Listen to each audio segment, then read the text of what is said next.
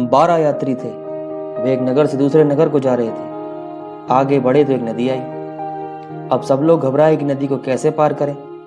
कोई पुल नहीं, नाव नहीं, पार जाना आवश्यक है, कैसे जाएं? इनमें एक सियाना था, उसने कहा, देखो, घबराओ नहीं, नदी को अवश्य पार करना है। सब लोग एक दूसरे का हाथ पकड़ लो, हम सब मिलकर पार हो जाएंगे। सब ने ऐसा ही किया, दृढ़ता से हाथ पकड़ लिए, प्रयत्न करके पार भी हो गए। किनारे पर पहुंचे तो सियाने व्यक्ति ने कहा, हर जगह सियाना तो होता ही है ना। किनारे पर पहुंचे तो सियाने व्यक्ति ने कहा, अब गिनती कर लो, कहीं कोई नदी में तो नहीं रह गया। दूसरे ने कहा, सबसे अधिक बुद्धिमान तू ही है, तू ही गिन। उसने गिनना आरंभ किया, 1 2 3 4 5 6 7 8 9 10 11।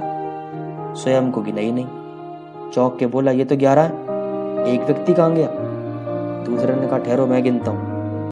उसने भी अपने आप को छोड़ दिया, कहा, ये तो 11 है। तब तीसरे ने गिना, उसने भी अपने आप को नहीं गिना और शेष 11 को ही गिना।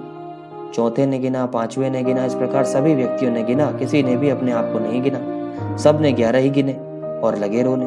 एक व्यक्ति डूब गया, एक व्यक्ति डूब गया, बड़े परेशान। वो इस प्रकार रो ही रहे थे कि एक और यात्री इधर से निकला। उसने पूछा, क्या हो गया भाई, तुम सब रोते क्यों?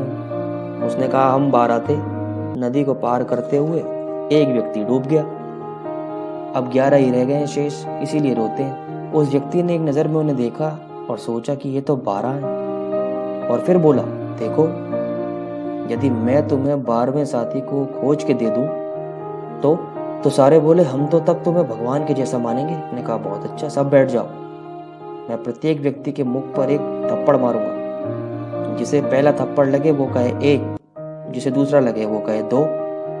इस प्रकार सब बोलते जाओ। वे सब के सब बैठ गए। उस यात्री ने पहले व्यक्ति के मुंह पर थप्पड़ मार के कहा 1। पहले ने कहा, हाँ 1। दूसरे के मुंह पर थप्पड़ मार के कहा 2।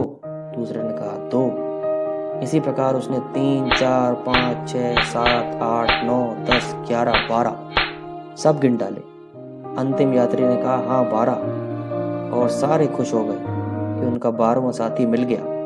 सब ने थप्पड़ मारने वाले को कहा, आप तो भगवान के जैसे हैं। दोस्तों, आपको इन यात्रियों की मूर्खता पर हंसी आ रही होगी ना? सोच के देखो, हम खुद क्या कर रहे हैं। हम 12 यात्री चले थे जीवन की इस यात्रा पर। 5 कर्मेंद्रियां, 5 ज्ञानेंद्रियां, 11वां मन और 12वीं आत्मा। हमने आत्मा को बुला दिया, 11 ही 11 दिखाई देते हैं, बस 12वां दिखता ही नहीं।